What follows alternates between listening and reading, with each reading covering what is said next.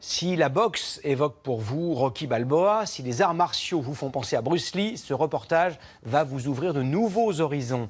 Les sports de combat s'ouvrent de plus en plus aux femmes et en dépit des préjugés, elles excellent dans de nombreuses disciplines, du full contact au karaté.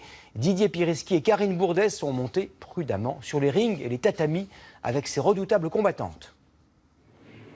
Voici l'un des deux visages de Céline. Donc ça c'est bon, le reste t'as pas eu d'autres infos? Et voici l'autre. 2 fois par semaine, cet employé du conservatoire de Montreuil prend des cours de MMA, une discipline réunissant plusieurs arts martiaux. Je suis contente de venir le soir, c'est toujours cool et puis voilà, on a une bonne équipe. J'envoie mon direct du bras avant, elle m'envoie son jab. Ce cours est exclusivement réservé aux femmes.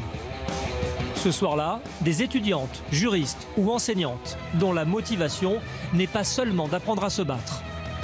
Ça me défoule et ça fait vraiment transpirer pendant 1 heure. Moi, j'aime bien affronter mes peurs. Dans les sports de combat, on affronte, on va au-delà de soi-même.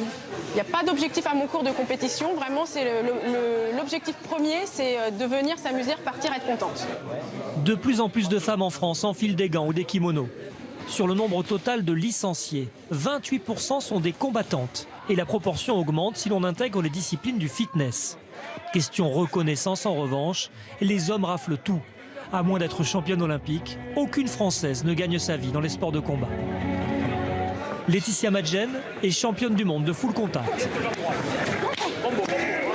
Pour ce combat, disputé lors d'un gala à 90% masculin, elle gagne 600 €. Écoute-moi, je veux gauche-droite en ligne.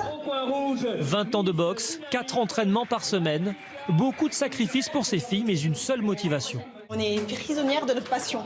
Quand on prend des coups toute la journée ou que c'est dur, et même en combat c'est dur, on en prend quoi. Il faut se relever, il faut y aller. Si on n'aime pas ça, si c'est pas une passion, on lâche pas. On lâche. Laetitia rêve des États-Unis où les combattantes sont des stars, payées parfois plus d'1 million d'euros par gala.